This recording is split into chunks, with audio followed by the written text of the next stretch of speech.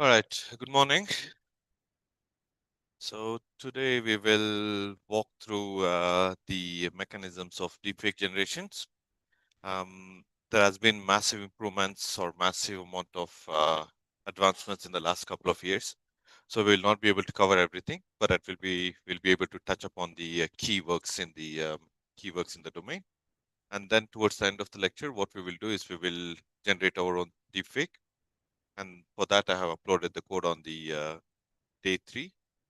There you can see some one Python file and a couple of models and then some sample images, right?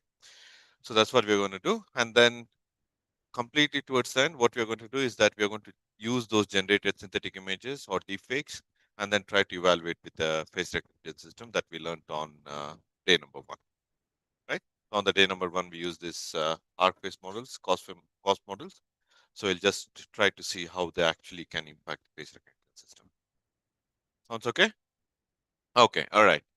So let's start with understanding what is a deepfake.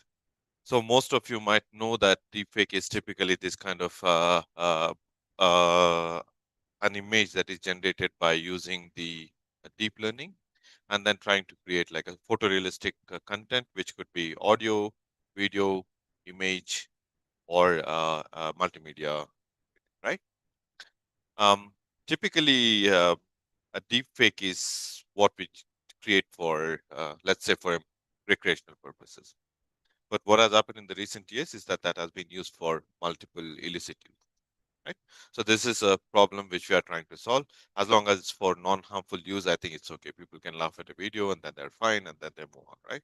But as long as it is impacting the security, that's when we start getting concerned. So here is a video. I don't know if you can identify this person on the left side.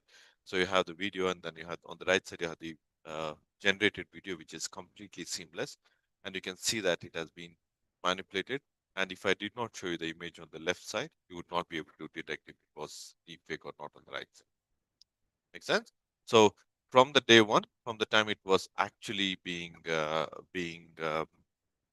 first time it came out to what we are seeing today, we have seen the improvement of quality in terms of leaps and bounds. Okay?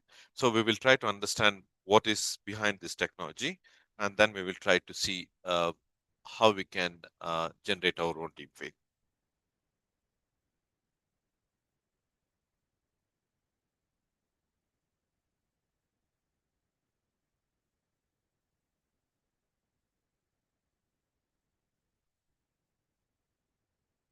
All right. So how did people start looking at this deepfake?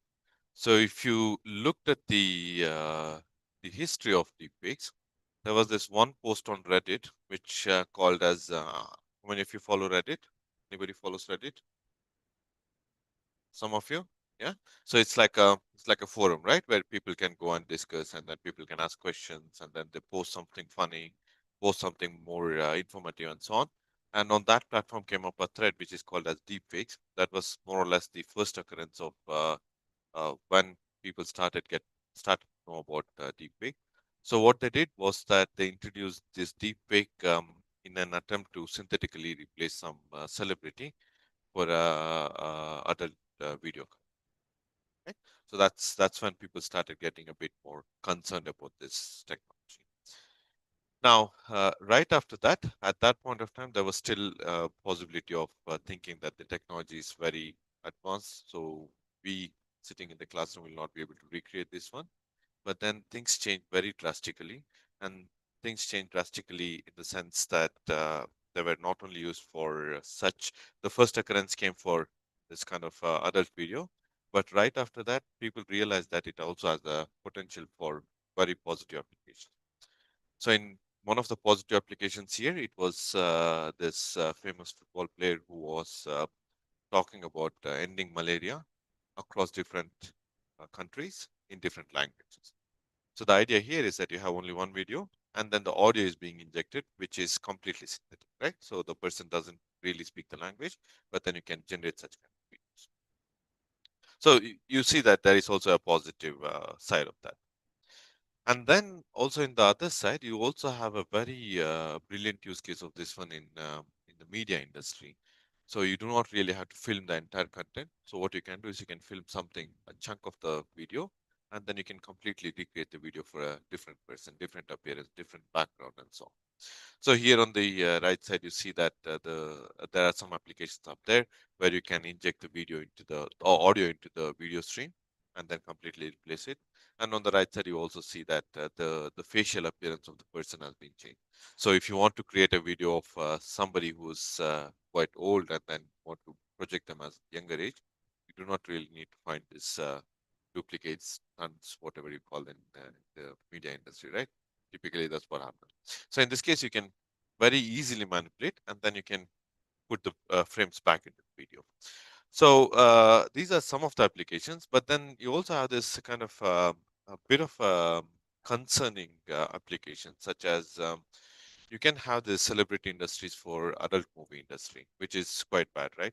If I'm going to create such kind of images, then neither do I have the permission nor I have the authority to do that, right? So which I'm kind of misuse of the media that is publicly available.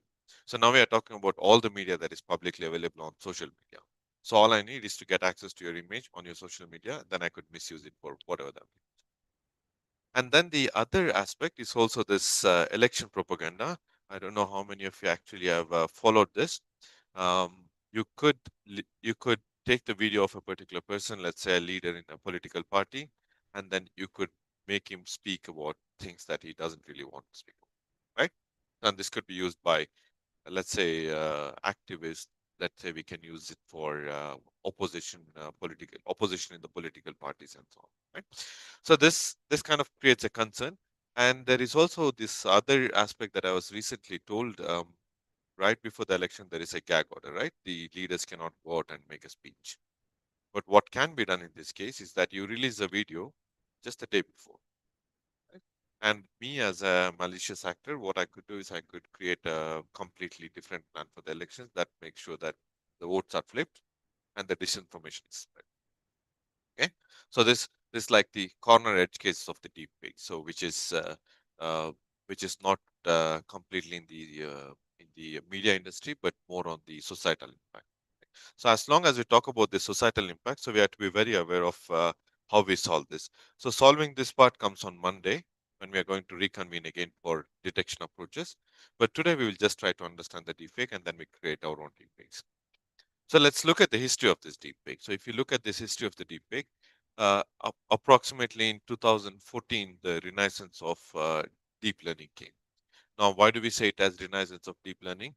Because in the earlier days, it was not that deep learning was not there; it was just not possible. Because that's not feasible to be run on a local machine, right? We didn't have the computation power, so we all we had was this CPUs, and on CPUs, even running a simple MLP was very tough.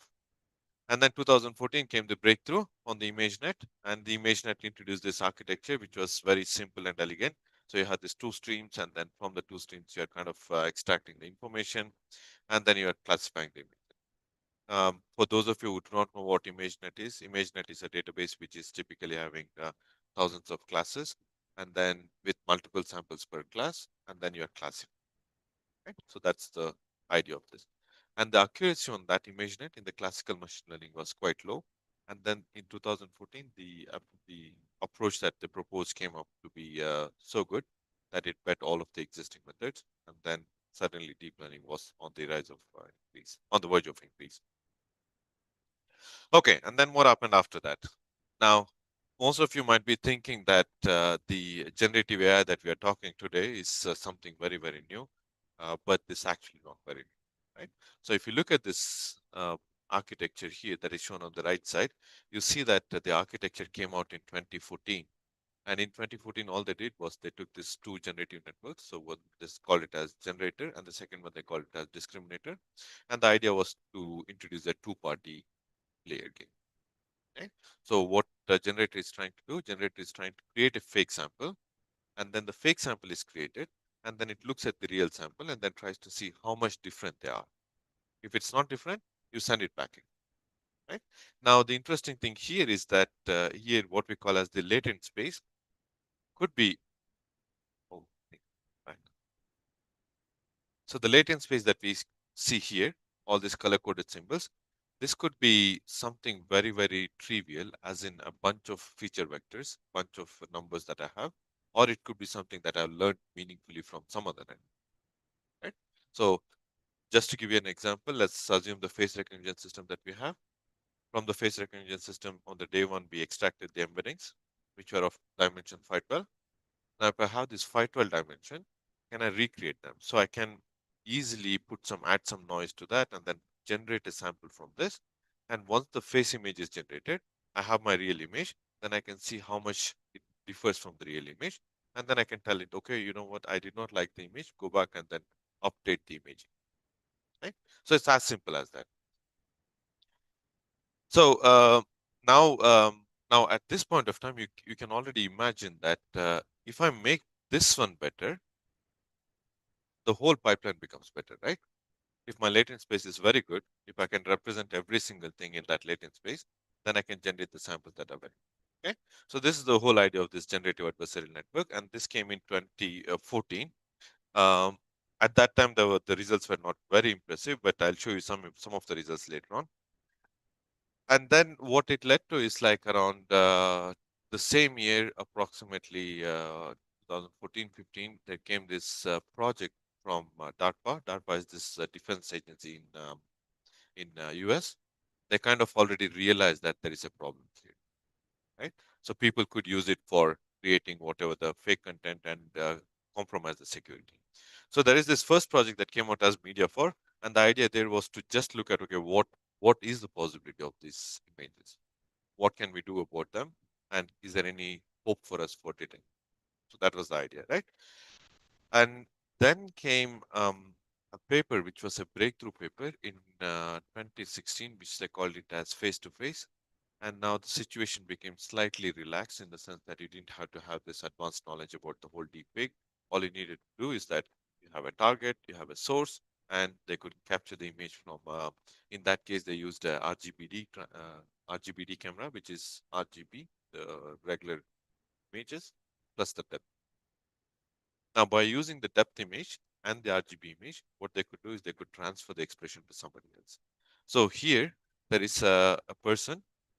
This is the actor, and this is the source person. Now, the source person is saying whatever he or she wants to say, and that is easily and seamlessly translated to the video of the target.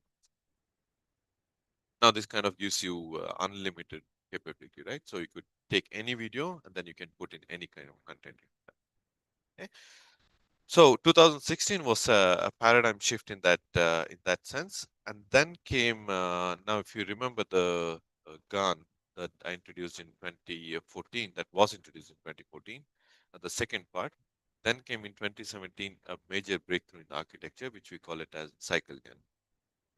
Now cycle GAN is again based on the same idea of GAN, just that this is the typical scenario where you have this uh, one generator and one discriminator. Now, what is happening in this case is that you have this two images. One is that you are having a real image in domain A, and then you have a fake image in the domain B. It is generated from this. Now, the generation, if you can pay a very close look at this, you see that this is zebras, right? And this is some kind of horse, right? And now, where is the what we want to do is that we want to create zebras to horse by transferring not just the content but also to transfer the style, right? So cycle can enable this by making sure that there are two different generator architectures, which is A to B and then B to A. So when I do A to B and B to A, so if my generator, if this whole pipeline is good, I should be able to recreate this image to this image, right? So all I'm saying is that convert water to I don't know, coffee, and then coffee back to water, right, in terms of the analogy. And as long as I have that mechanism of converting this image back to this image, then it means that I can trust this network and I can also trust this. Okay. So for the sake of simplicity, just assume it as a model, any model, right? And now this model, whatever the output is generated, then you have the real image. Now I can match this one with the actual image that I have, and I can say that, okay, now I am in a position where I can generate any kind of fake images. So CycleGAN in 2017 was another major breakthrough work. And then came this work in 2018, approximately in the end of towards the end of 2017, which really demonstrated it on a large scale, well, in a small data set, but that what kind of capability was available. Okay? So now they took some kind of video from the White House proceedings, and then they just converted and edited it so much that it was very difficult for people to identify if it was real or fake. And the paper was called as Synthesizing Obama, in which case the whole sequence of the lip movement was. Now, up until here, the previous case, people were only considering the images, right? So that means if I had two images, then it's easy to deal with them. But the moment I have videos, what happens is that the moment the way I speak, there should be a continuity between the points. And that was still an unsolved problem. And that problem was solved in 2018. The paper came out in 2018. And exactly at this point of time, you can see that until this point of time, everybody were thinking it's a complicated technology, very difficult to run.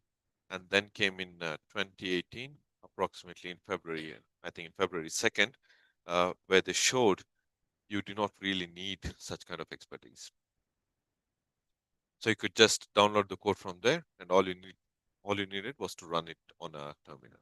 Right? So suddenly everybody could create these deepfakes, and from then on, I think when I took it, it was around 2.9K downloads, but I think now it's even more. But then there is this other one which is already having this approximately 40,000 users who are using such kind of code base. Okay, now if you go back to GitHub and then try to look for deepfake, you will find even more number of repositories, both in terms of technological capabilities, in terms of approaches they are using.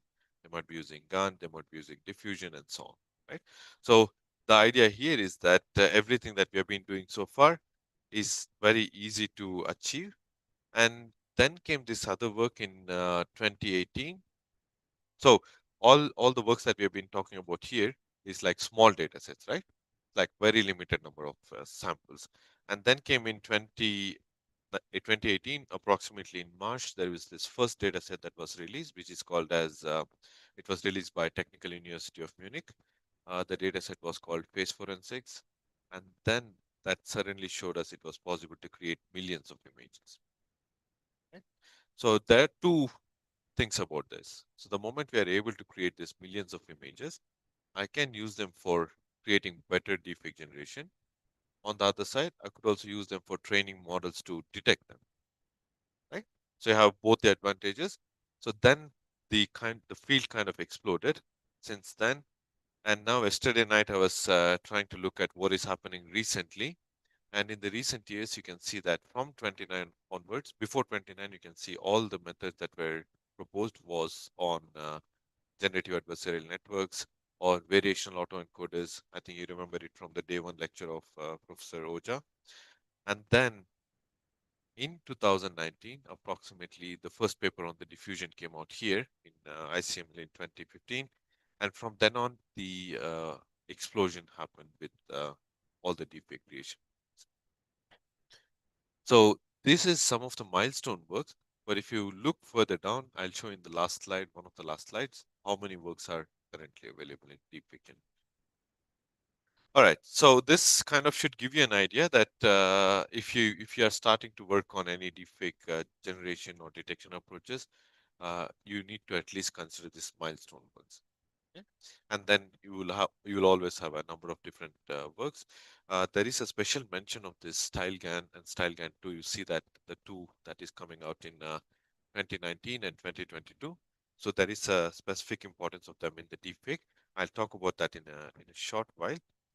But if you just look at them, now if you go back and then try to understand what is happening in each of these uh, good works or each of these milestone works, the idea here is that you have this latent space. It could be any noise, and then you're able to generate the, right? So the very first generation that they created these deepfakes, you see that the image quality is not that great, but still they showed that it's possible. Right? So all the images that you see on the right side here, which are highlighted in the in the yellow region, they are the images that were created. In fact, all the images are created from them, but they showed that at certain point of time, you get very high quality images, right? So comparatively, now you should not think that this is very high quality image for today's standards, but you should think about it in 2014, right? So 10 years almost. Okay. So the idea again is remember everything that we have been doing in the deep learning is exactly the same here, right? You have this generation mechanism, and then if you don't like, you send it back, and then once you send it back, you are fine tuning the model, right? You are updating the weight so that it becomes better and better. Okay, and then the other point of this face-to-face was not just the expression transfer, which I showed in the first slide, but now it could also transfer a lot of other things. For instance, if you see the online RGB video, it takes RGB, the white light information, plus the depth information. So this also means that it's also able to capture the identity of the person, right? So what we want is that we want to remove the identity, right? If I'm trying to transfer my face image to one of your face image, so what I want is that I do not want my face appearance that is here to be on this one, except that I want all the other aspects, pose, expression, and illumination, and all the other aspects that we want, right? So in this case, they kind of showed that it's possible to disassociate associate the identity and then only transfer those three aspects. Okay? And then once you have created that, all you're going to do is that you transfer the expression and then you retrieve the mouth and then you compose it. Composite is nothing but merging the two, right?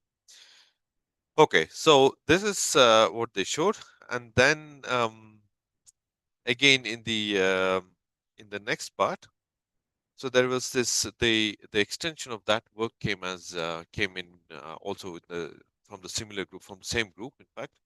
And what they showed is that it's possible to do a synthesis of facial image, both in terms of facial structure and also the reflectance of skin. Now, why does reflectance of skin become important? If I know that the person is standing in a white light, where the light is falling on the skin, then if I'm creating a fake video which does not have that similar kind of appearance, then anybody can easily spot it, right? So you want to make sure that the reflectance is also transparent. And then in the second part, they also showed that they formulated it as a energy transfer, in the sense the energy from one place to other place gets transferred without loss, and that was the formulation. And then they introduced three different aspects. One is the consistency of the photo, how consistent is it, and the features should be aligned, right? So these are like inherent demand of the system. And then they also introduced something called a statistical regularization. Along with that, they had expression transfer, and then they had this mouth retrieval where they were learning the similarity and frame to cluster matching. And then what we mean by frame to cluster matching is that if you are creating one frame, it should be in the neighborhood of those other frames. Right? So one frame cannot be of a person, let's say, completely being quiet, and the other frame being the talking frames. Right? So it should be in the close vicinity.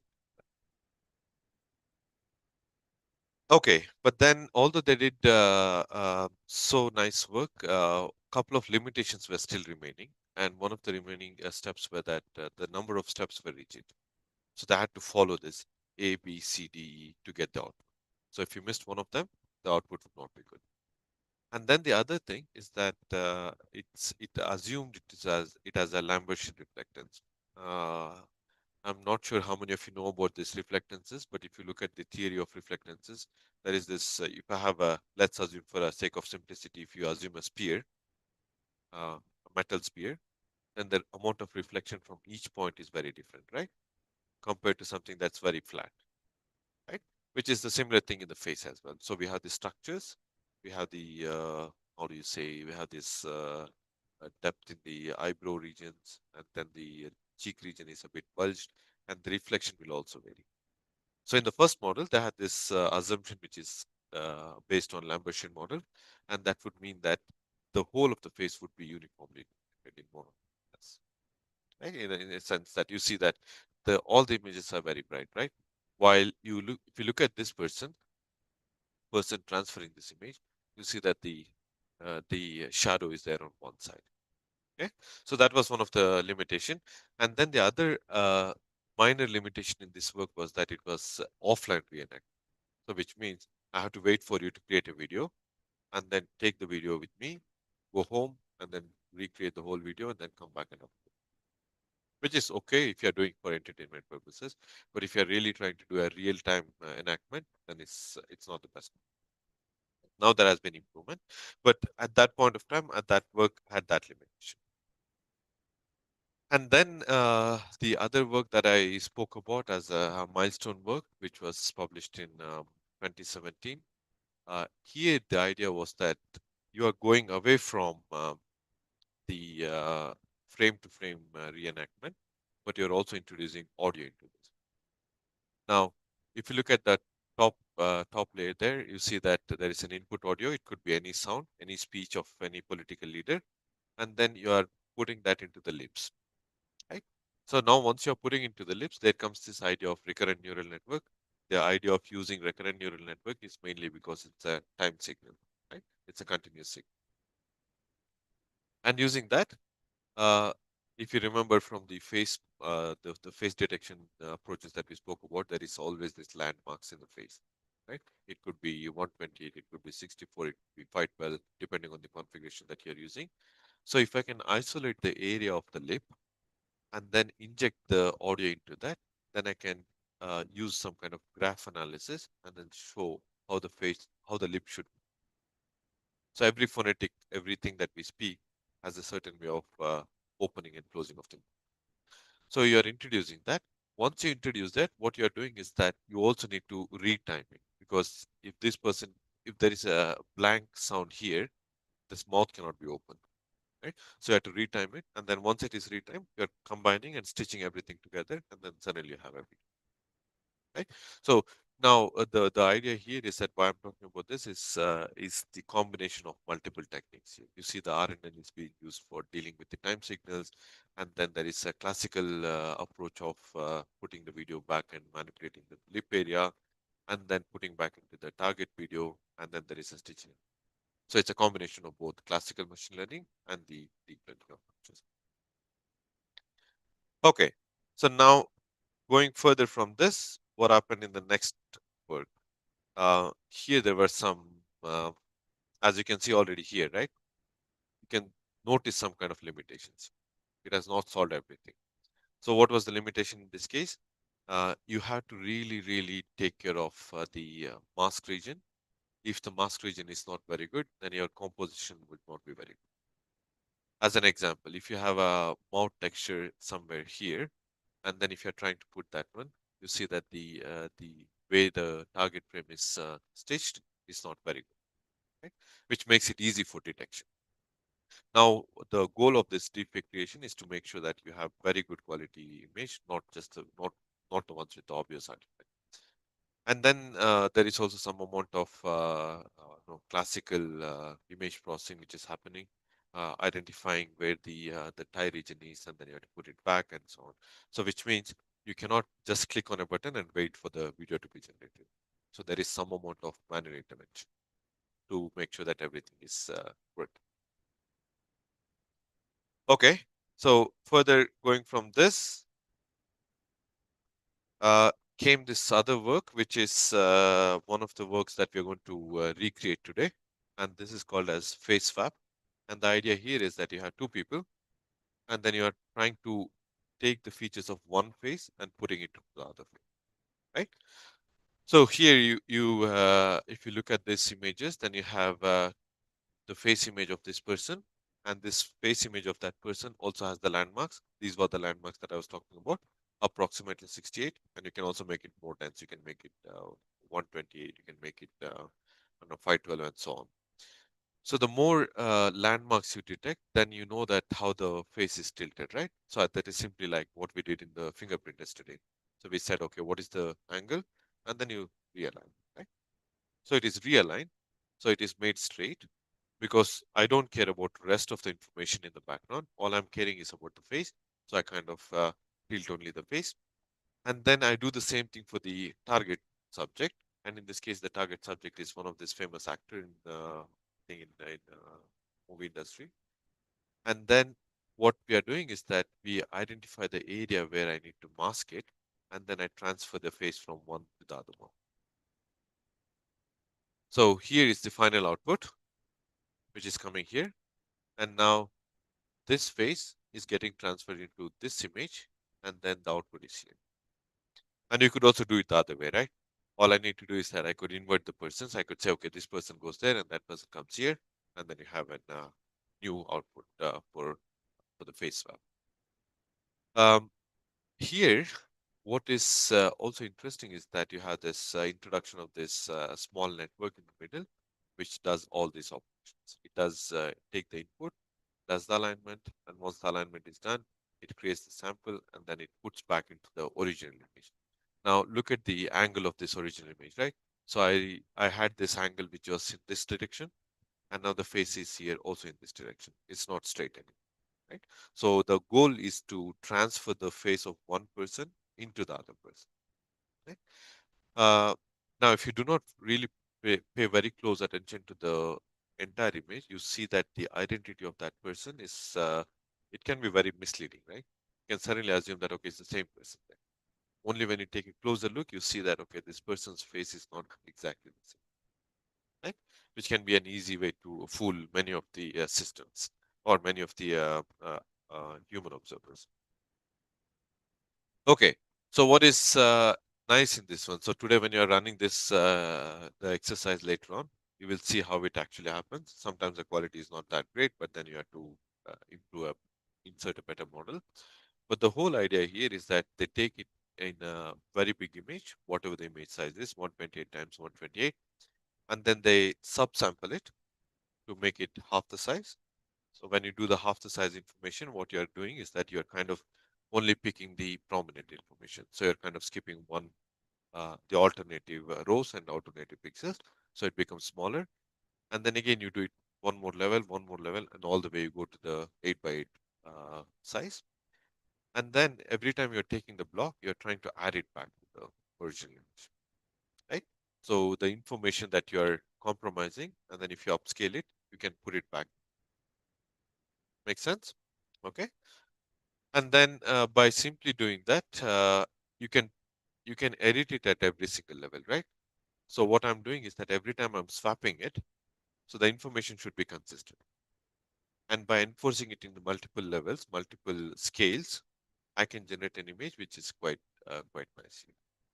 Yeah. So this is one of the approaches which is again based on the scale space editing in scale space processing in the image processing. Okay, you don't necessarily have to worry about all those convolution and maps and so on, but what is important here is to identify a couple of key points. One of the points that we have to see here is that you have to take care of. Remember, I told about the lighting problems, the first generation. So now we have to solve that, right? And the second thing is that we have to make sure that the content is reproduced, right? So how do I make sure all of them? So I can say I will dedicatedly design one loss function for each of these components. So one component will take care of the content itself. One component will focus on the lighting. The other will focus on the total variation. The other one will focus on the style. So because now what I'm doing is that I'm delegating the tasks through multiple people so that one person is only responsible for checking the lighting. One person is only responsible for checking the content part. And then if I can put everything together, everybody has to be happy to make sure that the face has been swapped in a proper manner. Okay. So now, just for the time being, forget about all the mathematical notation.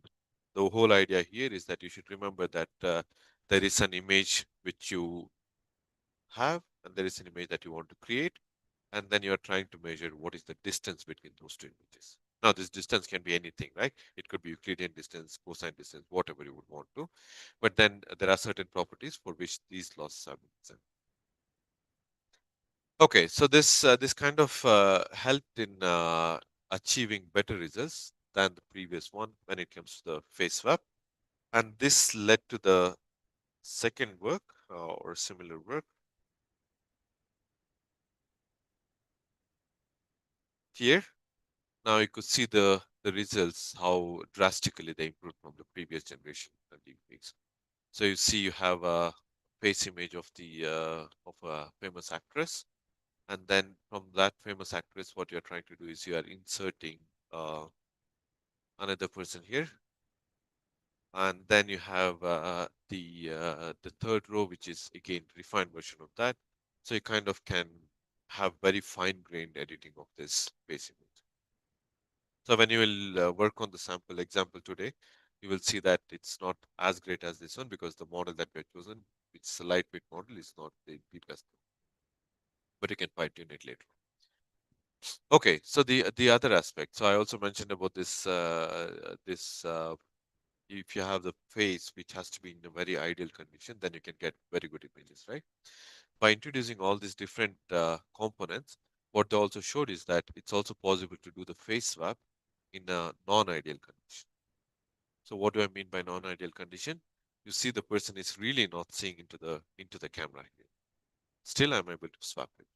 Okay? Now there are some obvious artifacts which we will discuss on Monday, but you can still see that the whole pipeline is now becoming better and better for swapping the faces. Okay, and then came a better version of that in 20.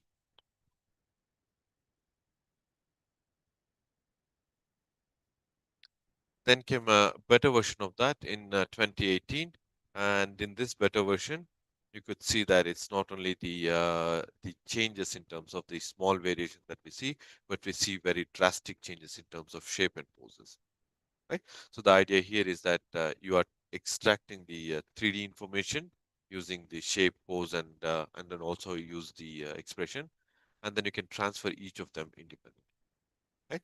So you see that in the first part how the different pipeline works, and then there you see one interesting thing is that it's also taking into account the areas that are actually needed. It's not randomly putting everything into the face, but it's looking at how much of the face area is actually visible and then how it can be transferred. Okay, so and then again, the authors were also very creative in showing that it scales up for different applications. For instance, here you see that the entire pose is changed, and then the image is actually taken in a wild scenario, the wild setting. So I think it's always the same person who is being depicted there. I don't know if you remember or identify that person. Okay, so now I'll come back to this one in a short while.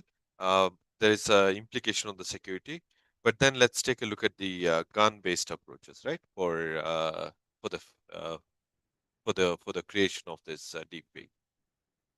Now, if you take any traditional architecture, what they did is they take the image and they take some latent space, which is nothing but the representations, and then they normalize it, and then they pass it through some other set of operations, such as the pixel norm, convolution, again pixel norm, and so on.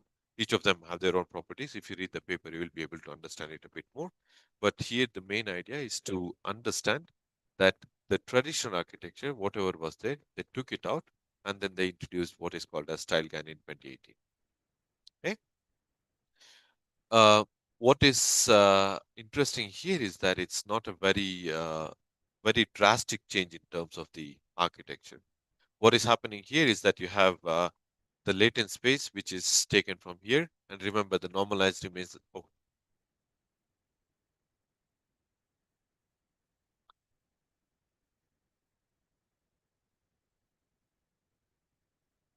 okay. So what is interesting here is that you see that the normal component is still the same. The first block remains the same as it is. And instead of having this one fully connected layer, they introduced multiple fully connected layers there. And then they introduced a new space, which is W. And this W is what is being manipulated. And the W is nothing but another set of features, right? So it's one features to another features that you're mapping. And from that, they made some changes which kind of enforce that, okay, every time I have some information coming from one network, and then I add some noise to that, and the noise can be anything, right? It could be trivial information that we are putting in. And by introducing such nice architecture, they said, okay, we are now able to generate the images of high quality.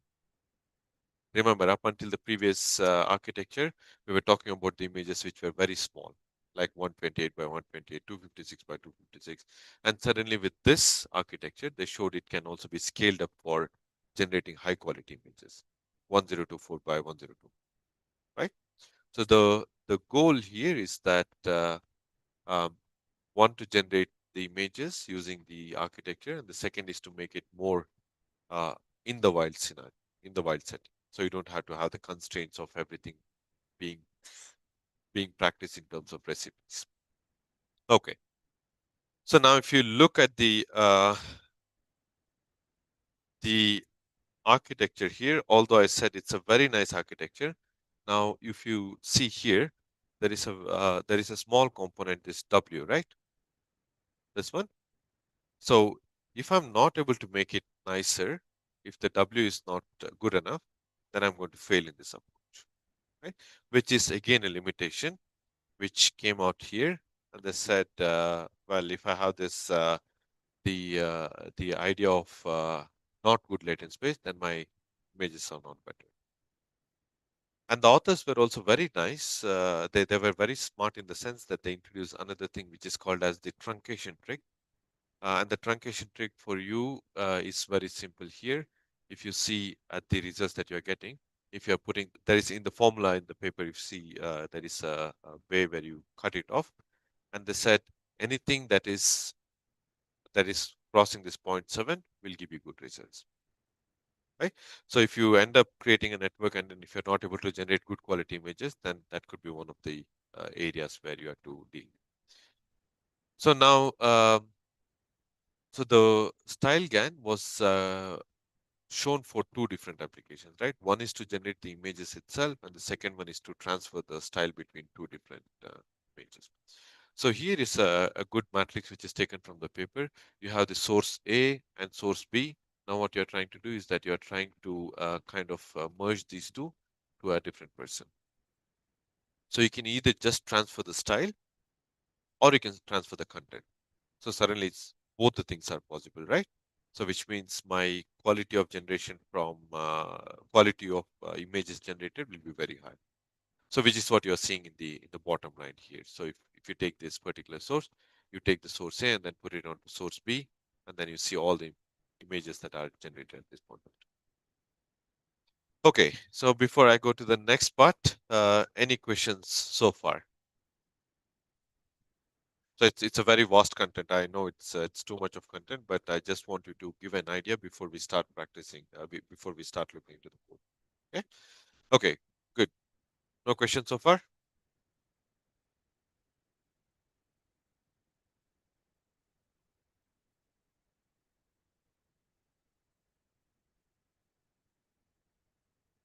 Yeah.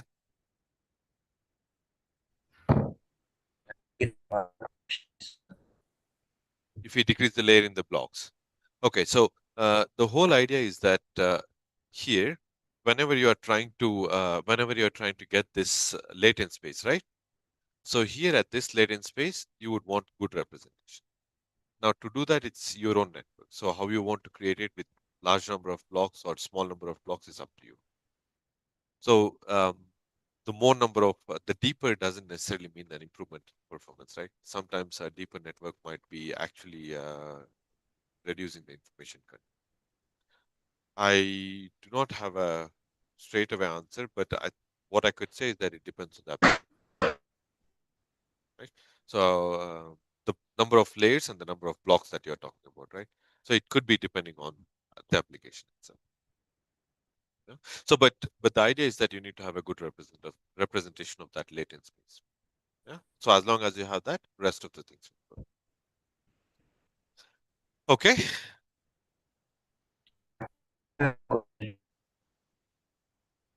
Praveen, are you saying something? I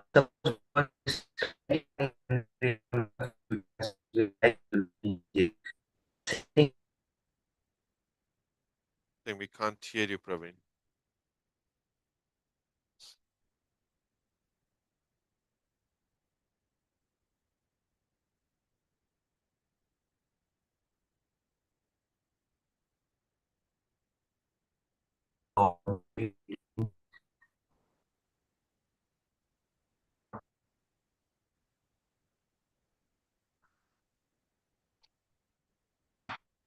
Yeah, maybe you can write this question. Yeah.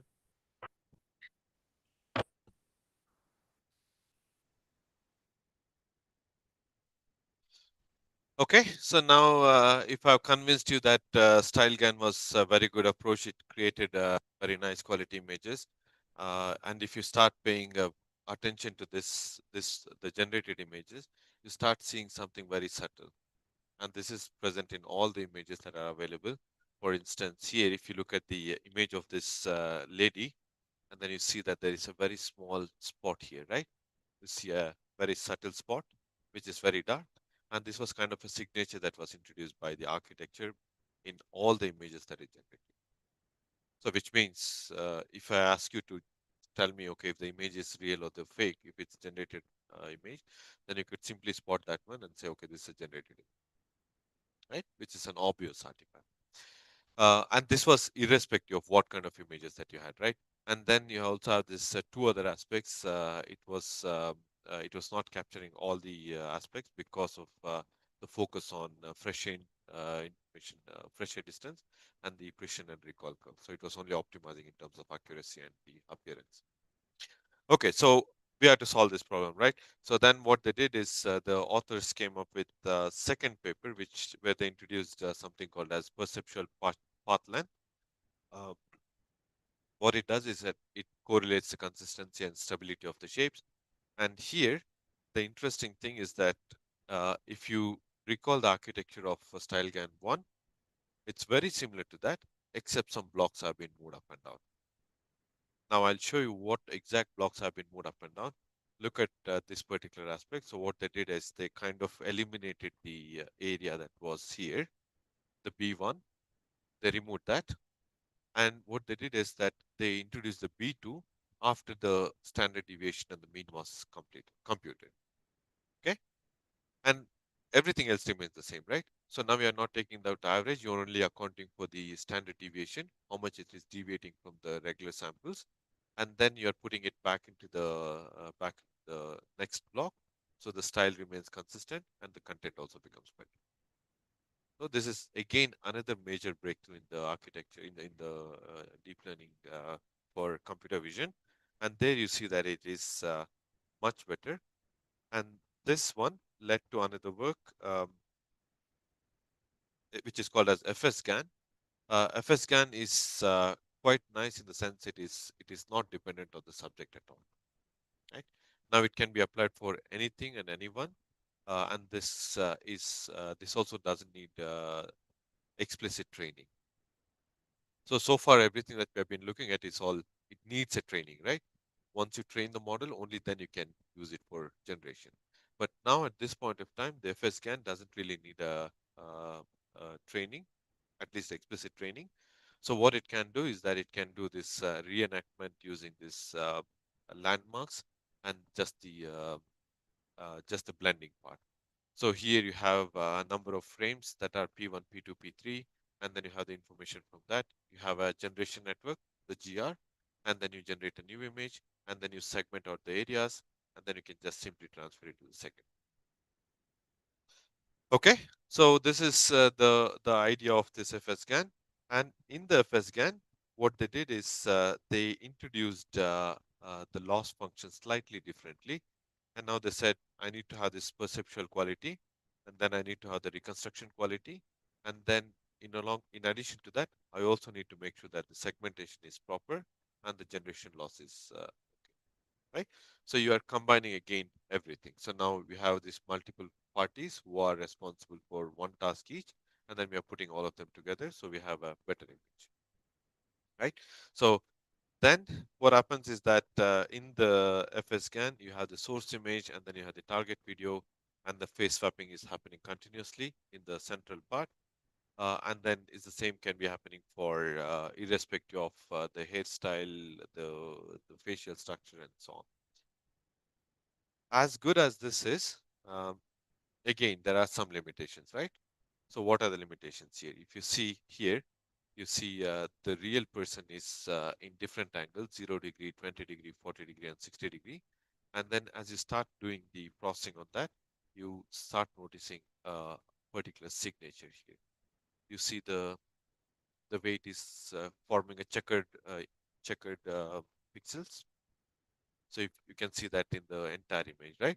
So now this also means that at this point of time, it starts failing, especially for the n equals 3 and 60 degree. You see very prominent artifacts.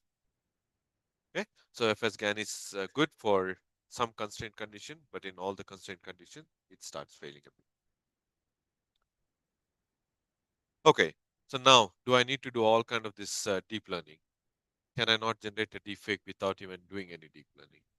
So there comes the idea of this first order motion model for image animation.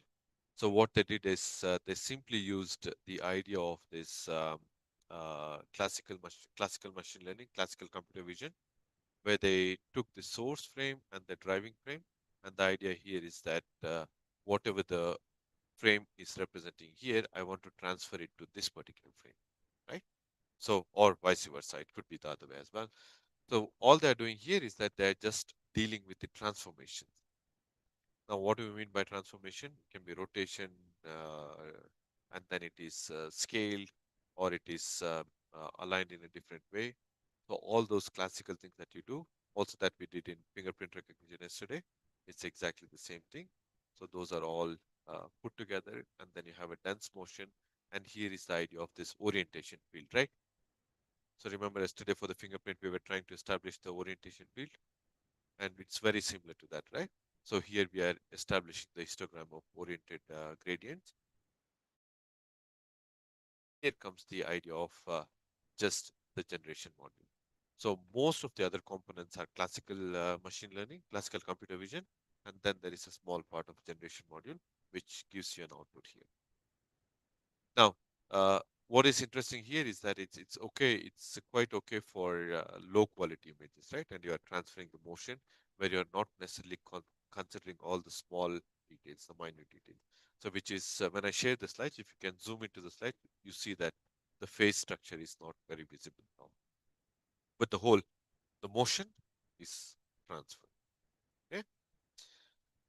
All right. Okay. And then if you look at the images that are generated in a constrained condition, now, without any extensive training, extensive approaches, you can bring any of these face images which are static to motion. You can make them alive, right? So there is a very famous picture of this Mona Lisa in the last but second column, and then even that one is me, right? So which means suddenly to generate, make the photos come alive, right? Which is again a synthetic deep fake. Okay. So this is another code which was released in 2020. I think the paper was also published in the same year. And here the approach is much more elegant in sense that you have the source pair and then you have the destination pair with the mask image and the mask. And then what you're learning is that you're learning an encoder, and then from the encoder you have an intermediate representation, and from the intermediate representation you are trying to predict the source pair, right? So the whole idea is that I give this image, and then if I learn everything properly, then I should be able to recreate the same images without loss, right? So that means what am I doing? I'm learning this module which is trustable. So once I learn that module that is trustable, so what I can do, I can take these two components and put them here, right? So what am I doing? So between those two pairs, I can create A versus B, and then I can also say there is another one which is for B, and from these I have the representations. This is the feature space, and then I take them and then I try to decode them. So by just doing that reconstruction, so I'm able to recreate the face and then transfer the images in a fake manner. Okay, so now what is also good here? So if I learn that entire thing properly, then I don't have to have the source pair at all, right? I can simply put in any kind of information here, and then I can recreate this image back again. So now we are talking not about face swap, but recreation of of synthetic or creation of synthetic data itself. Make sense? Okay. And this is the code is also available on the GitHub. So when I share the link, you can just download it and run it. Yesterday I tried to run it on my GPU, but sorry, CPU. It took a lot of time to run it, so I could not put it for the demo today. So if you get access to a GPU, just download it and it's straightforward to run. So you can just run. Okay, so let's try to summarize something, right? So if you look at the generation pipeline, so you have this typically five different kind of basic neural architectures, which is not entirely true. Now you have the sixth kind, which is diffusion based. So I did not want to introduce diffusion here because it becomes more extensive. Um, so the first one is the RNN based architecture, which is continuously looking at the time signal in a time signal manner usable for the videos. And then you have this encoder decoder architecture, right? So I give an input and then I learn a representation in between, and then from the representation I can recreate the image back. So that is what is called as the encoder decoder architecture. And then you have the GAN architecture, where I have a generator and then I have a discriminator. So the discriminator is trying to make the generator better, right? So this is another one. And then breakthrough architecture again is this cycle GAN, where we had this cyclic dependency, right? You remember the horse to zebra to horse, horse back to zebra. So that is the idea of cycle GAN. And then at this point of time, there is also this architecture which is called as pix to pix, which is based on one of these architectures, modified version of them. So there they have a similar encoder decoder, which is a generator architecture here, and then you have a discriminator architecture here, and then you are trying to recreate the image. Right? So now in the case of diffusion, so what you are trying to do is that you are trying to add the noise to image at every step, and then you are trying to recreate the image back by eliminating noise. So you diffuse it in one way, and then you undiffuse it in another, right? So which is again the same idea which you can use for deepfake creation. Um, then there is also the variants of this deepfake creation, right? Sometimes you might not be interested in changing the entire image. Maybe you're only interested in changing the hairstyle, or maybe you're interested in changing the pose of this, or you are interested in changing the expression, right? So now at this point of time, we are in a position where we can control each of these attributes, the attributes of um, pose, expression, gaze, and so on. And then at the same time, you can also say that, okay, you can fine tune the model by picking and choosing different aspects. You can say that, okay, I want a synthesized image where the mouth is open, right? So only the mouth is open, right? And then you can also say that, okay, I want a particular expression, I want a particular style, and so on. So all these kind of fine-grained control, you can get it from the new architectures. Now, if I have um, if I have such an option, now what I can do is that I can put all of these things together, right? So I have the ability to deal with the depth. I can capture the depth information. Now I can also capture the lighting information using the UV map or the depth map. And then if you start putting all of them together, you have a much better pipeline where you can also create such kind of nice images. As you can see here, the person from XS is changed to somebody else, and then you have this artifacts here, right? You see this around the face area. If you come to this stage, all you need to do is to do some primitive image processing up image processing, right? So you just need to do some filtering, and then you just need to merge the discontinuity in the pixels, and then you have better image. So the bottom line here is that now we are in a stage where we are able to control the deepfake generation in a fine-tuned manner. Of course, there are some other challenges which we'll not be able to discuss today, but at least I'll show you something.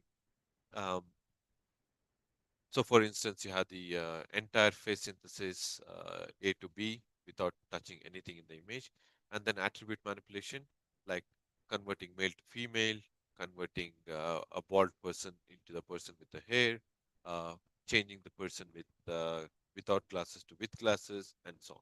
Right? And then you have the second part, which is identity swap.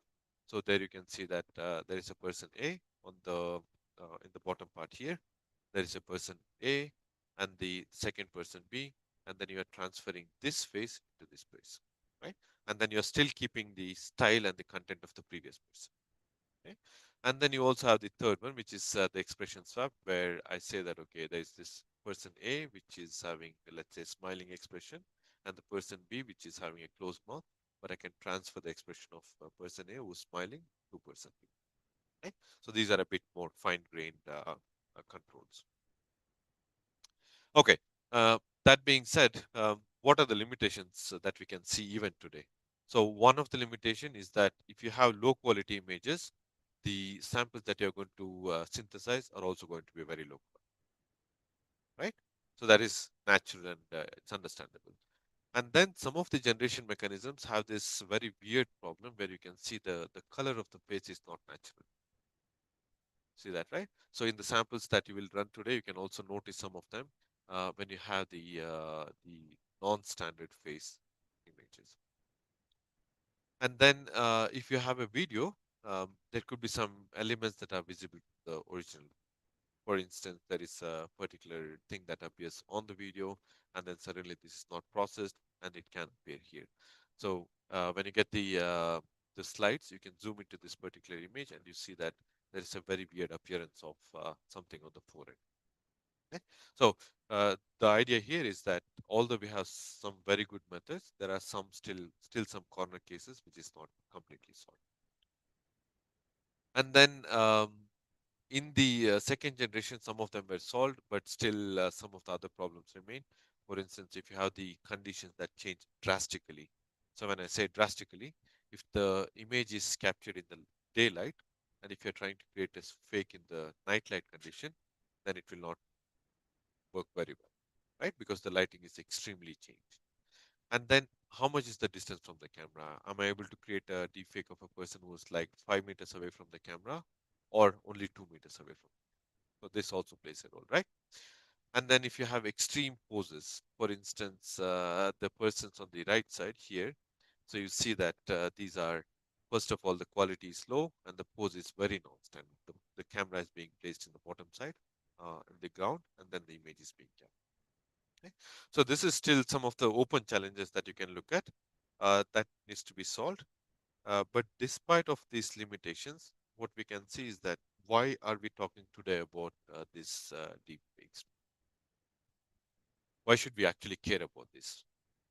Now, if I have any face recognition system, I think you will recall this kind of graph from yesterday that we did. We had the ROC and DET. In the case of DET, we want the line to be as close to zero, but in the case of this ROC, we want the line to be as close to one, just the inversion, right? Okay, so if I have a set of face images that I'm taking with me, and then I'm just trying to run it through a face recognition system, I expect that they're going to be approximately in this area, right? So if the system is very good, so the red line is something that I expect. Now, what happens with the all the kind of different fake images that are produced? And if I'm running it through the system, so you can see all of them are more or less in this region, right? So there is, if I'm just doing a face swapping, so the face swapping is here, generic, and then estimated 3D and segmentation plus estimated 3D and segmentation. So all these graphs here, the first three of them, you see the performances. Sorry, the last three of them, you see the performances somewhere here. Make sense? And then if I'm making it even better, so I see that the performance is going all the way up here. So what is this telling? This is telling me that if I have a deep fake images with no prior information, I can attack any face recognition system, right? Which is what we will see later today when we are trying to do the solve the exercise. But does it give an idea that any face recognition system can be attacked using such kind of approaches of creation of face? Okay? So here is an example of face swapping, but it can also be generalized for other kind of deepfakes, neural textures, face to face, and other kind of approaches that are very. So now this forms the basis for us to start looking into the detection approaches, which we will do on Monday. But for today, did I convince you that There are approaches for creating the deepfakes, and then there are a threat for the biometrics, threat for any kind of security system, right? And the whole of this generation of deepfakes is based on this generative modeling. Okay? All right. Just before I we start with the exercise, let's just take a look at what kind of data sets are available. So there are a number of popular data sets available. This was a snapshot that was taken in a couple of months ago. So we have this TIMIT, which is a data set which is based on this deepfake, and then FFW CelebDF is nothing but the celebrity face image data set, and using that, the deepfake has been created. And then you have DFDC, which is deepfake digital competition. I think deepfake detection competition, sorry, detection competition. And then you have face forensics plus plus, the improvement of face forensics, and then deeper forensics, and then DFDC. So in addition to that, you also have a data set which is, I think, recently released by some of the universities in India, which is on deepfake for the Indian celebrities. And there is also another data set from Korea where they have recruited people, and these are people of professional, these are professional models who could enact in front of the camera, and the video and the audio has been captured. So there are a number of data sets, so you do not have to go back and create these kind of new images, right?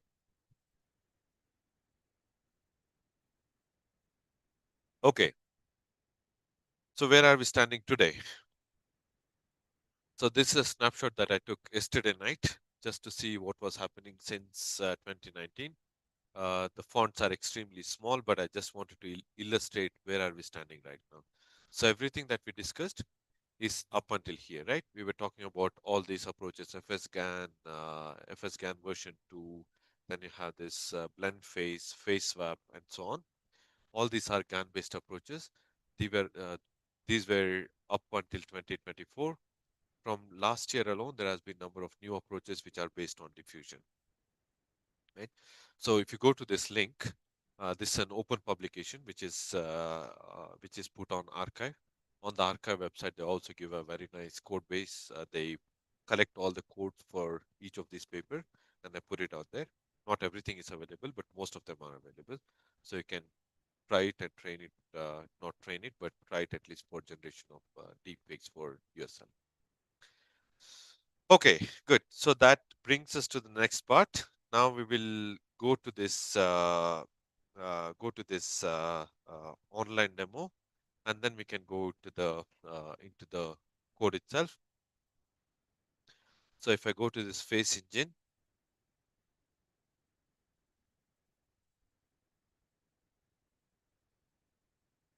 I think it was this one.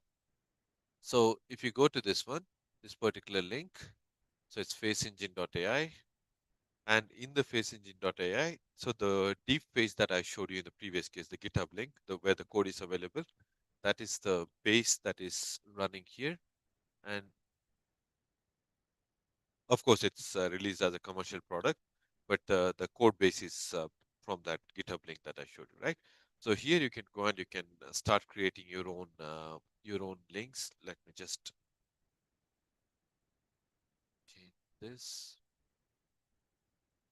So if you go to this face swap, so here you can see how all this are working, and the code for this is available on the GitHub link that I've shared. So it's a bit heavy model, so you'll not be able to run on your local laptops. If you get access to GPUs, then you can just download it and then run it for yourself. Okay, this is one, and then there is also the other one, which is based on another code base that is available. So here you can see that you have this platform called as Generation Platform, and in this case, you are also able to not just create the deepfakes, but also able to put in the prompts. I think where was the prompt one?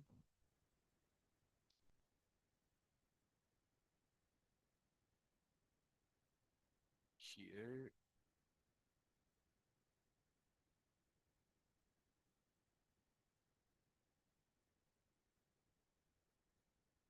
Okay, so here, right? So now we can see that these models are capable of inserting the text that you want, and then they can generate the video for you, right? So this is exactly the same thing that you will get if you run the code on the GitHub that I've shared. But again, as I told you, we'll not be able to run all of those because they are very intensive process to run. Okay, so these are one of the other application, and then there is also this. All these links are available in the slide. So when you get access to slides, you can just click on the links. And then there is also this other one, which is diffusion based approach. As you can see, in the diffusion based approach, you have this paper, GitHub, and try our model. And if you click on this try our model, you'll be able to run it online. Be mindful again of the fact that the data that you are uploading is stored on their data, on their web server. So there is no way that you can return. Like if you are very careful, if you want to be sure that it's not used for some other purpose, do not upload your own videos, right? So just have that in the back of your mind. Okay. So now, since we are not able to run all of this now, let's go back to our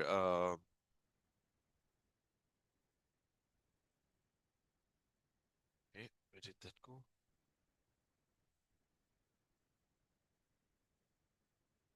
Okay, so all the links that we are going to use will be available on this the slides that I'm going to give. So let's go back to the place where we have the code now. So were you all able to get the access to the code that I've shared on the day number 3? So you have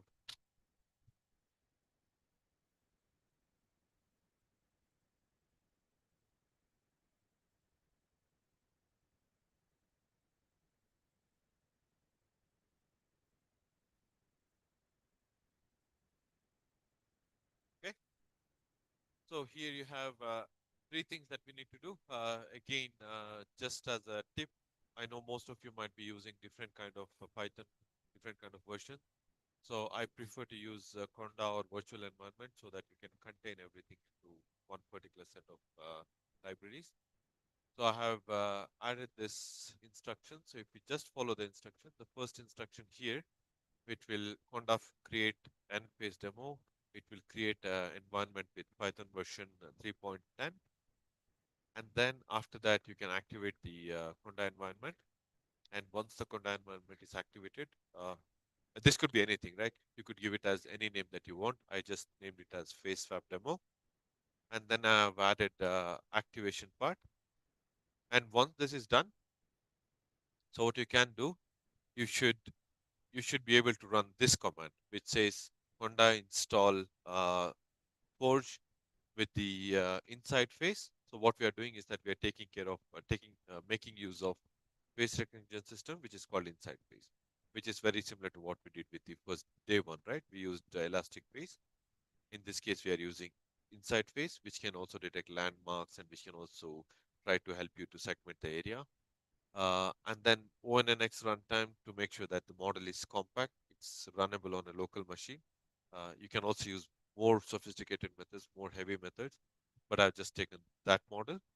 And then you need some other operations, right? You need the OpenCV for image manipulation, and then you have the NumPy for array manipulations and so on. Uh, Once you're done, what is also important is you download this model called InSwapper, which is a pre-trained model. So if you try to train the model today, it will not be completed. So I've just made use of the pre-trained model, and the pre-trained model takes an image of takes 2 images and then does the manipulation and then gives you the output. And the link to download that particular model is given there. If you do not want to go down and go there and download it, you can also download it from the Google Drive that we have shared. On the day 3, there is a small folder called as Insights. You have to just download as it is. And then the code for swapping is provided in the image in the Python file here. And there we are. All we are doing is we are giving 2 images, and I'm actually putting the model where it should be from. So this is the local place where I place the model, and then I'm running it with any two given images, and then I get output image. Okay. Some tips, because you're going to run it on your local machines, so do not try to overload it with 5 megapixel image or 25 megapixel image. That will take infinitely long time. So try to downscale it for, I don't know, 640 by 480 or 480 by 360, something that machine can handle, and then just run it, and then you should be able to get the image. Okay, so now if you're all ready for running this, we can take a small demo. So just let me know when you are ready.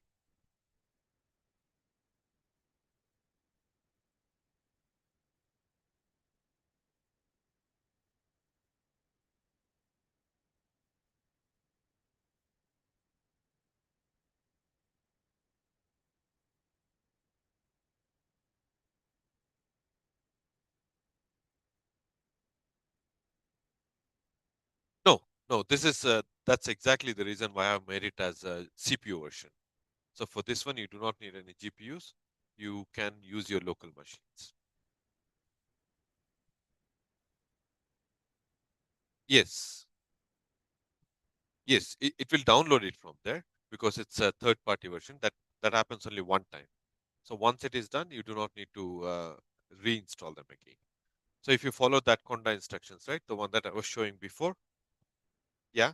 So that will be giving out everything that you need. So you will be set for running the model, and then all you need to do is that insert the put the images together and then just run.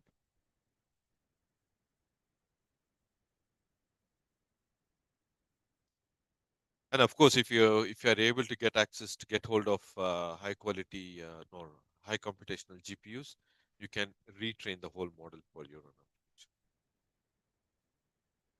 In my experience, you would need at least like 24 GB. So you can deal with 20, 12 GB, but 24 is at least uh, needed. So it is, and it will take a couple of days. So we will not be able to run it even if we start it today. But what you can do is that the code that we are going to present, right? So you can run it over the weekend. So if you let it run for today, maybe by Monday morning you should be able to see some outputs. And if you try to use Collab, maybe it will work, but I also know that Collab crashes after 24 hours, and then you have to restart it again. So which there is no point in restarting it over and again.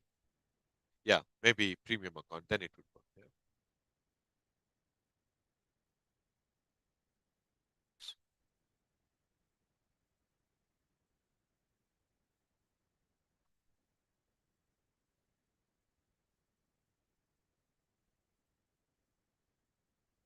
Yeah.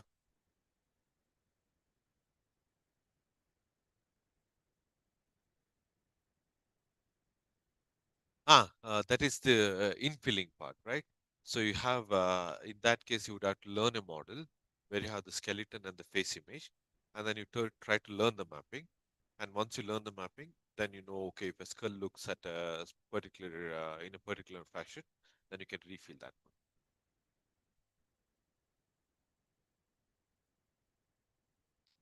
So what you need to do is that you have the skull images, right? And you have the face images. So you have to establish the mapping between these two. So if a skull is looking like this and the face looks like this, so I learn this mapping. And to learn this mapping, I introduce, I don't know, thousands of skull images, thousands of face images. And once it's able to recreate this to A to B, then I take the model and then I give it a new skull. Then it will be able to recreate the face image. So they also do it for sketch to face composition, right? So you have a face sketch, typically in a missing person scenario. If there is a person missing and you only have the rough description of that person, you have the sketch, and from the sketch you will be able to generate the face image, right? So which is exactly the same thing. Only the idea here is that instead of sketch, you are giving a skull image. Right? So there are some other problems, right? The skull can be not in the frontal pose. It could be in side angle. So you have to account for all these things. So it's a matter of training it over and again. Training. Yes. So you need to learn a good mapping between input A, point A and point B. As long as you learn that one very well, so then you're fine.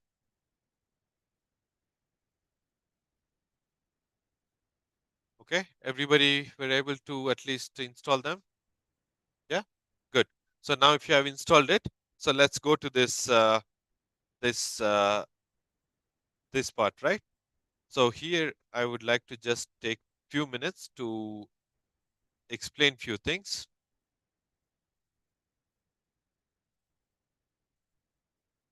So what did we discuss in the face swap? We said that for any face swap system to work, we need to first detect the face, right? Detect the face, and then we need to identify, right? So either we could do it manually by ourselves, or we could say that instead of doing that, I would just put it as use the existing network, and the existing network in this case is inside face, which has the capability of extracting the landmarks and the face area. Okay. So what I'm doing here in the first part is that I'm just calling that function by saying load the face detector, and then inside that I'm using a model which is called as Buffalo large model underscore L. And remember here again, I'm calling it as CPU execution provider because I do not, maybe I don't have a GPU. If you have a GPU, you can change it to the GPU part. And then again, this is the detection size where I'm saying, okay, what should be my maximum detection size? So I'm telling that it cannot be exceeding more than 640, 640. And after that, I need to put the model where this face swapping is actually happening. For this, what I've done in my case is that I have just placed the a local folder here. In the local folder, you can see that there is inside face. You see that? Inside the inside face, I have this arc face. There is Buffalo L, which we are using there. And then we have the gender age and then the retina. So all I'm doing now is that I'm going to call this method. And this is the train model, right? So 128 ONNX, and that's the model that I'm calling. So in case you don't want to use the local model, what you can do is that you can also simply call this one swapper get model. And if you do this, so what it's going to do is that it's going to search online and then try to download the model. And then I tried to run both the configuration yesterday, and for some reasons the networks can break, and then you will not be able to download. So I just download it locally, and then I put it in the folder there.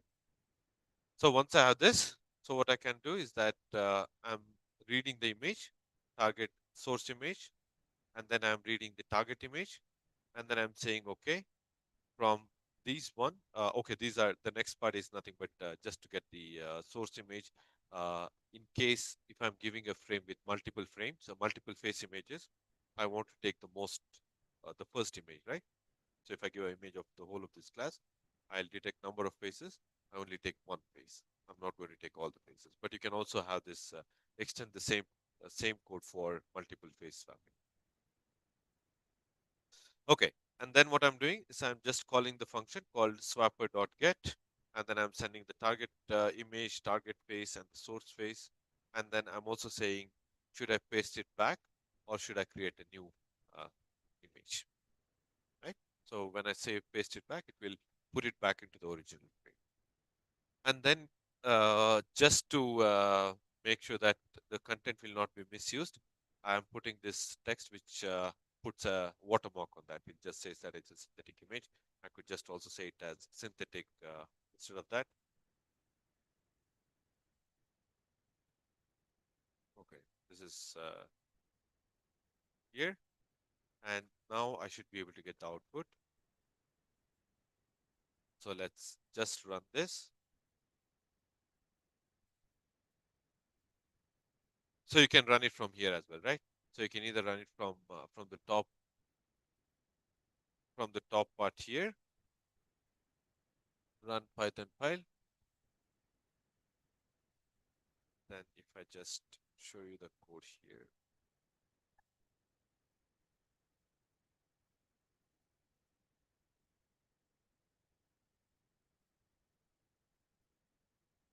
just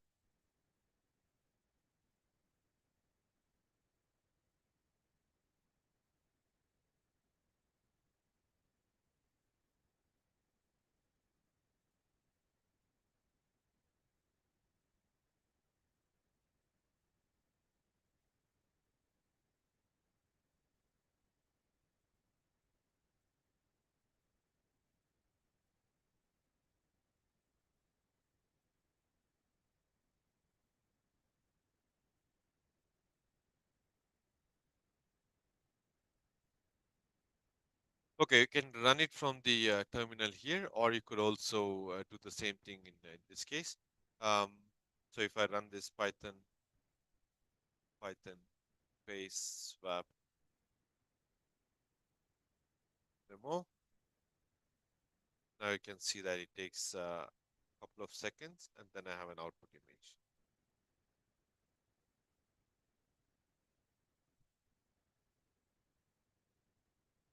You see the output here now. You could also do it from the terminal inside the Visual Studio Code itself. Okay, so now if I see, I should be able to see the image that I generated now.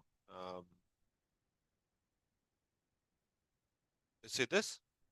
So I just added the new synthetic watermark, which is IEEE Gun Lab, and that comes out there. And from the image that I generated yesterday night, let's just see what happens here. So yesterday night, the image that I generated is here, and then if I take the images which was used for creation of these images, faces, source. I think this was the first image.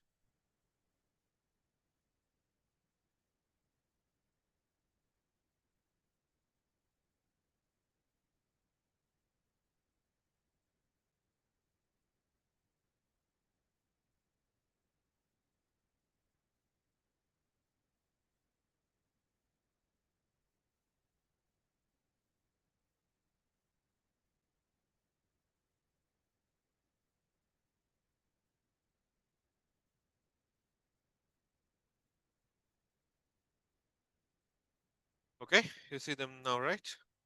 So the bottom two are my source images. So I've taken two different people, and then I've created an image there. And you can clearly see that this person has the lips of this person. See that? And then this person has the appearance of this one. So I'm transferring these two into this, and the other time these two into this one. Okay, so now anybody can tell me about some limitations in just by looking at these images. And if you look at them, right, the quality is also quite high. You see that there is no visible artifacts that we were discussing in the first part of the lecture.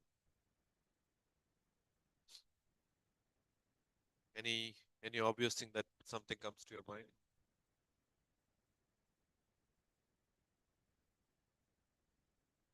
The spectacles. So that is one, yeah. The lips are not very well aligned. Good. The ears, yes, the ear is also not extremely well aligned. The reflectance is also not great. Yeah. So now you have already started identifying these artifacts, right? These are the artifacts that we will use to learn the detection modules later on Monday. But now, what about the ethnicity? Do you think it's good to merge Caucasian with the Chinese? Let's assume that if I'm to give this police officer and I say that this is me with two different ethnicity, can I merge my face image with somebody from, let's say, from US? All right. So then, whenever you are creating this fake data or whenever you are creating this deep fake data, there are also certain considerations that you need to make. Some considerations like the sample should be of same age group, right? You cannot be a 4-year-old with a 20-year-old, right? So it's two different ages, and the gender should be similar or same, and the ethnicity should be same, right? So only then you get high quality data. Okay, so now if you have all generated this one, let's see if it really has an implication on the security. Let's go back to the first exercise that we did on the face recognition and then try to match the generated image with this image and see what is the score we get. And then also try to do the same with this one and this one, this one and this one, this one and this one. So we'll try to do comparisons. Okay, so for that, the code was called as Lab 1 Practical, right?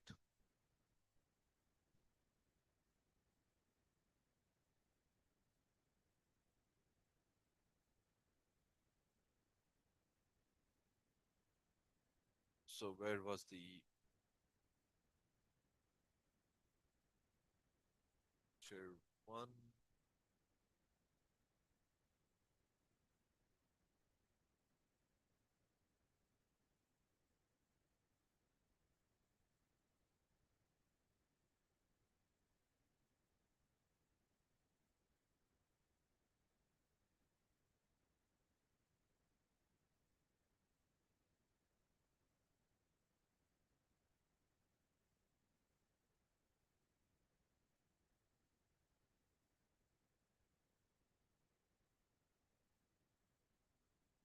So this was the code that we started, right?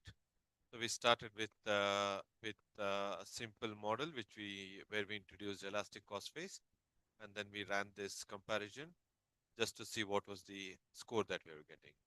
So what we will do is now we will take the same code and then we'll try to see what happens when I've generated the deepfake images. Is the score going to be very high or if the score is going to be very low? Okay. So I am going to just put the block here and then copy the path.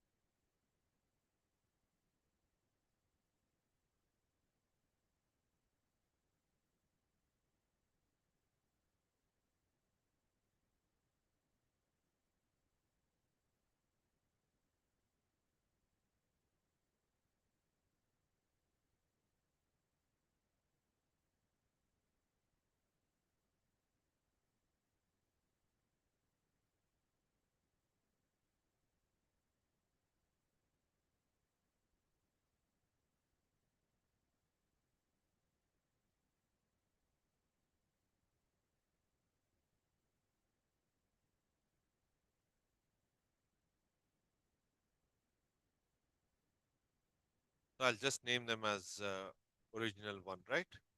Original, original one, then original two, and then here I call them as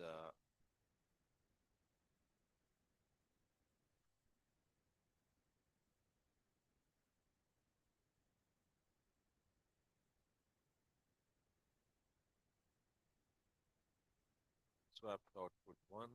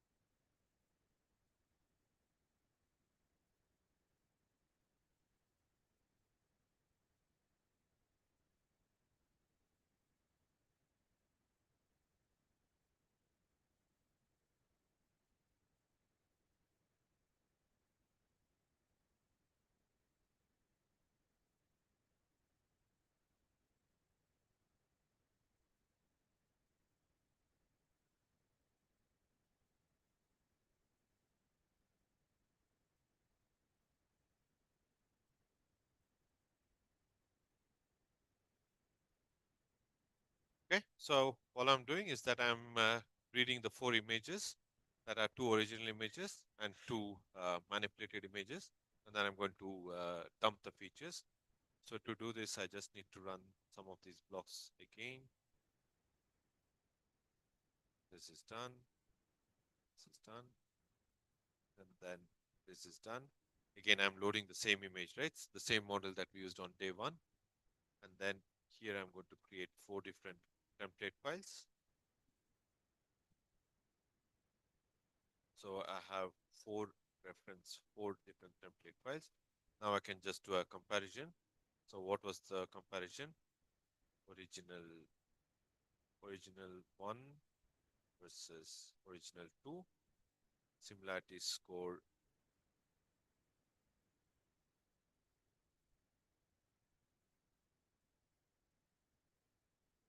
original pairs.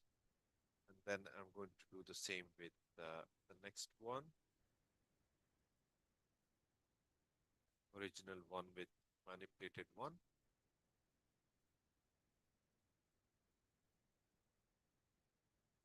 Okay, and then it is manipulated pairs, and then it is 1 versus 1, 2.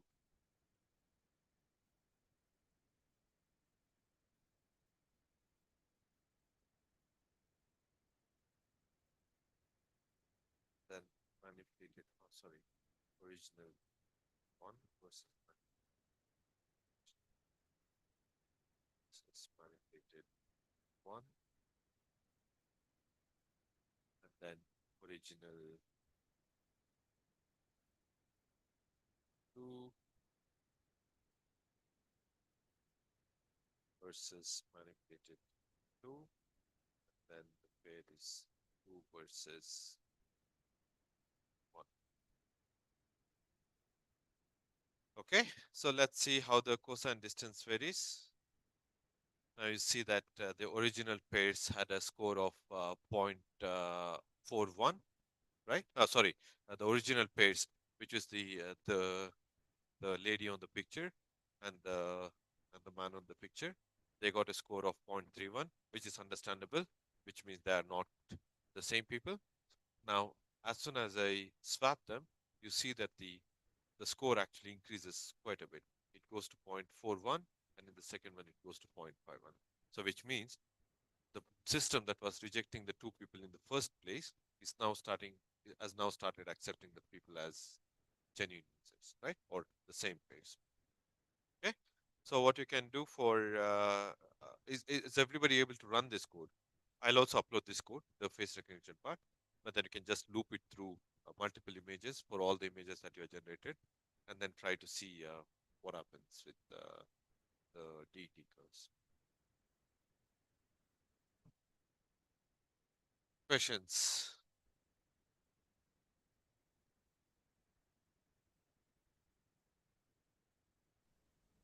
Hello, Kiran. I am audible. Yes, Praveen. Now you are audible. Yes, the question is there because this all stylian and then all model is training on very high resolution images. Suppose we are testing on the low resolution image and then the same type of effect is there or some other artifacts or some different type of morph face is generated. Okay. The question is here we are generating the thank you, Praveen. Here we are generating the high quality images, right? So in this case, we clearly see an impact that okay, the score is increasing. So what happens if you have low quality images, right? So as the it again depends on the face recognition system that we are using. If the model is trained to deal with low quality images, then score would be still same. Maybe it will not go from 0.301, 301. Maybe it will not go from 0.30 to zero point 0.4. It will be slightly lower. Okay, let's test it out. What is stopping us from testing it out? Let's go here, and I take the swapped image, and this image I'm going to reduce the size. I'm going to make it extremely small.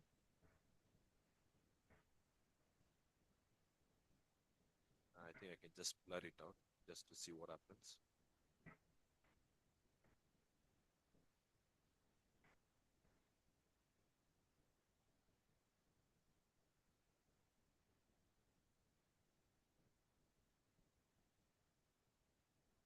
Okay, so I'm going to degrade the image.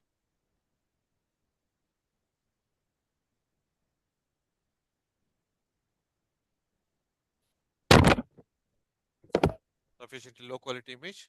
Yes, Okay, yes. let's just save this. And let's just copy the output from the previous case. So this was the output that we got. I'll put it on a simple.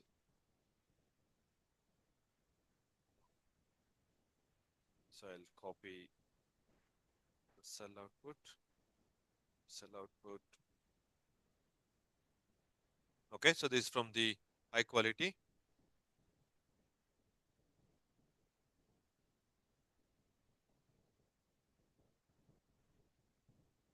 now let's do the same thing for the low quality.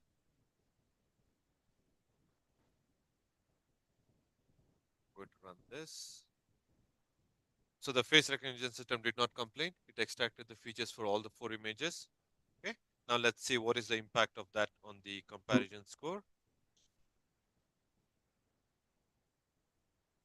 Now you see that the score on the last one decreased. Yes. You see this? So in the previous case, it was 0.51.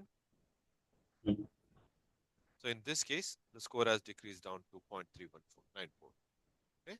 So you can still have a quality, but what is interesting is also to note this one, right? In the original pair, it is 0.30, while in the second one, although the quality is lower, it is still higher. The comparison score is going higher. So which means that even with low quality images, not 100%, at least you'll have a success of more than 67. Okay. Thank you, Praveen. I think it was a nice demo. Thank you, Kiran.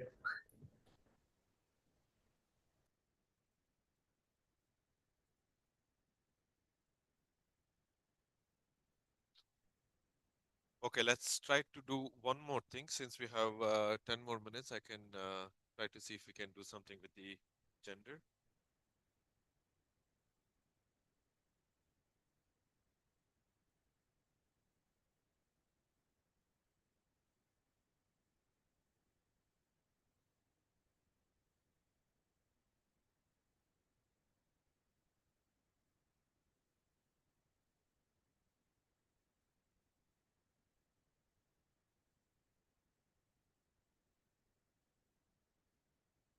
Check.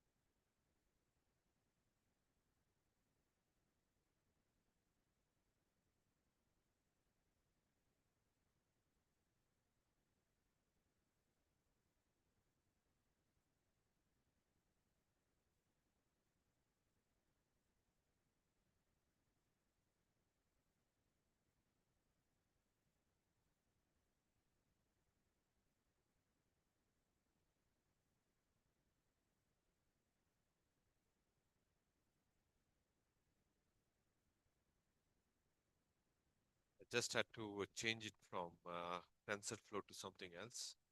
So this some of this code might be completely not readable here. One.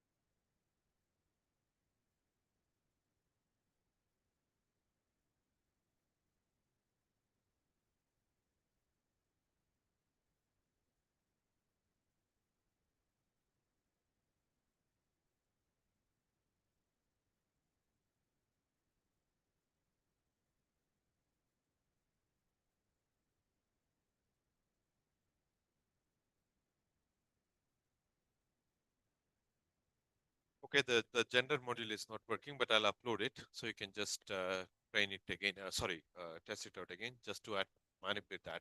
So you can just manipulate age, gender, and other things. Everything that's available. This part in the model here,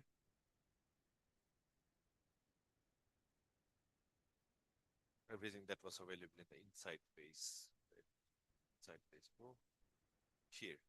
So you can see that there is gender and age manipulation, and then there is race manipulation, and so on.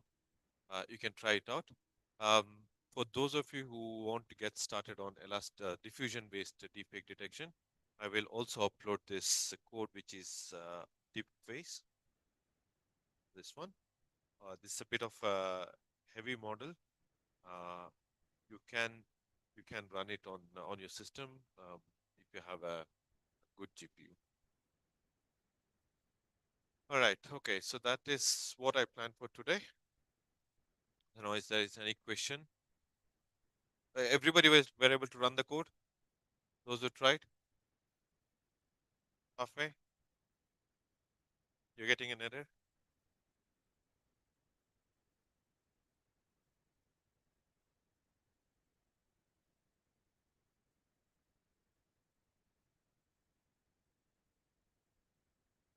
Uh, it is the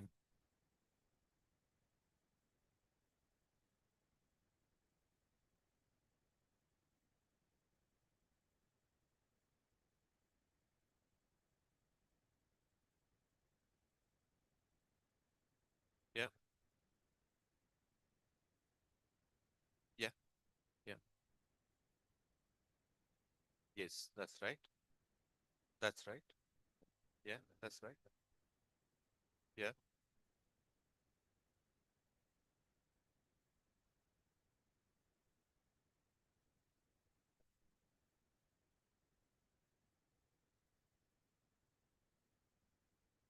No, no, no. It will not start raining. It can. You need to open it. So yeah, that is loading the model. Yeah. So if you're training it, then you should not use that command. Okay. Anybody else who has some issues?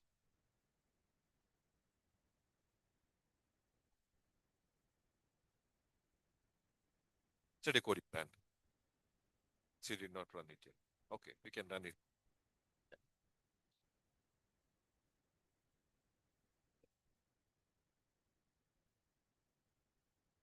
All right. So if questions, I don't know how long we are having. We are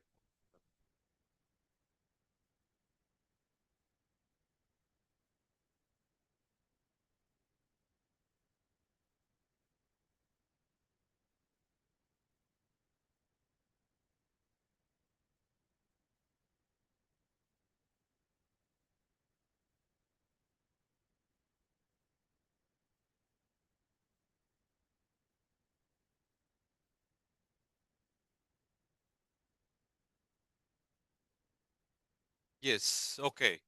Uh, Interesting question there. So what can we do with the existing code? Some things that you can do is that this code that I've given you is the inside phase, which is already pre-trained model, right? But if you go back to this, let's say for this, I will also upload this deep phase. Deep phase is another technique which is based on GAN approach, and there you can go into the code, and then you can try to change the architectures. For instance, here, this, not this.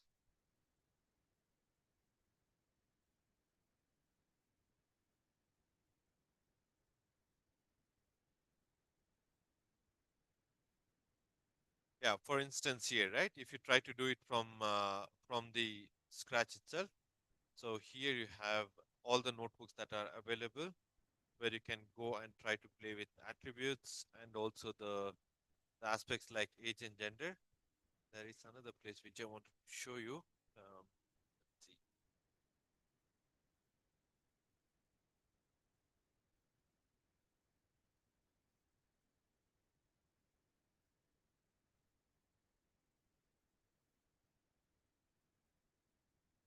Okay, here, uh, as you can see on this part of the code, right? So you have a number of places where you can play with. For instance, you have what kind of process that you want to use in the diffusion, what kind of losses do you want to play with. So typical losses that are KL divergence and others are there. Maybe some of them are better for some use cases. This is something that you can train on your own data sets. And then you could also change the configurations. For instance, here there is a configuration of how the attention is provided. So this is another place where you can play with. But again, all these things, whenever you play, you need to retrain the model and check the consistency of this thing,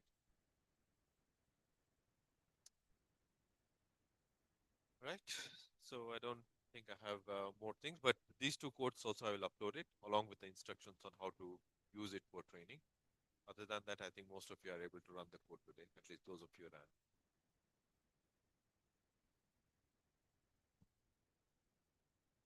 are done for today.